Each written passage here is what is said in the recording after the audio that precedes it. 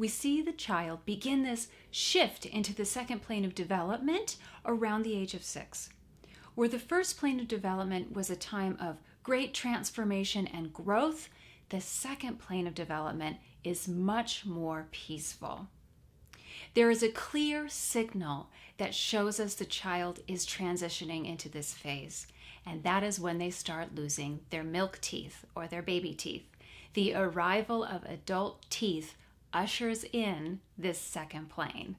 Physically, we can see changes in this child as their body begins to lengthen. We see it in the torso, the arms, the legs, and the face.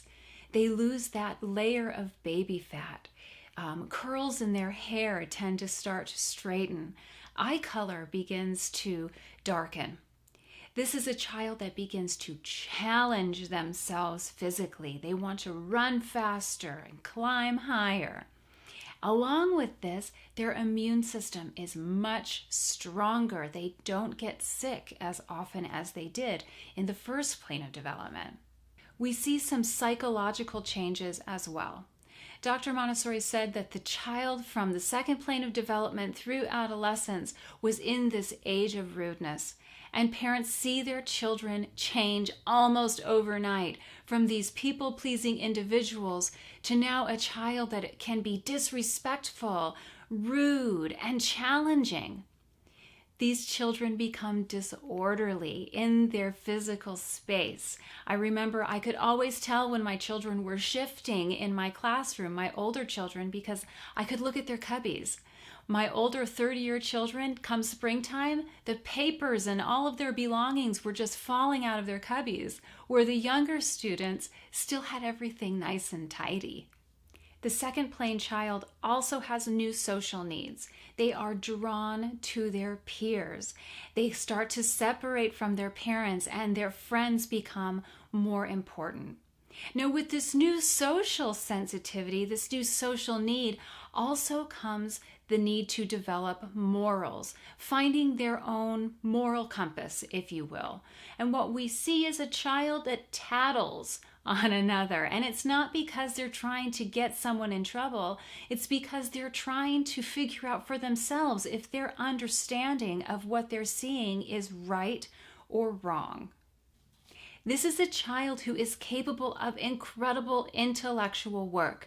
They have left behind the absorbent mind and are now in possession of the reasoning mind. They are able to research their interests. They have creative imagination. They have an incredible ability to abstract. And the last thing that I want to mention is this is a child who is ready to be further away from home. They're ready to expand their physical environment. So parents will see them going on further bike rides or wanting to go to sleepovers at other people's homes. They're making an effort to expand their independence, to move a little further away than the safety of home base. So Dr. Montessori realized all of this and created a prepared environment for this child. The child still needs to use their hands to work, even though they are able to abstract. But this child also needed freedom, a special social environment. She understood the need that this child had for that expansion of their world and included something called a going out. A going out is not a field trip. This is an experience that an individual child designs. They decide what it is they want to know and how they're going to go about into the community and get that information. They figure out how they're going to travel, what kind of funds they're going to need for entry fees, let's say into the museum, who's the chaperone that's going to come with them, time of departure and time of arrival. This is very complex planning, a whole new level of independence where the child is going out into society and beginning to interact in meaningful ways. Dr. Montessori developed the cosmic plan of education. The child wants to know the universe, so we bring the universe to the child. Elementary teachers utilize something called a great story, which are spoken stories that engage this wonderful imagination of these second plane children to introduce large topics of how the universe was created, for example. And the children use this information to start following their interests in group research projects. Our elementary classrooms allow children to work together because they do have that social need.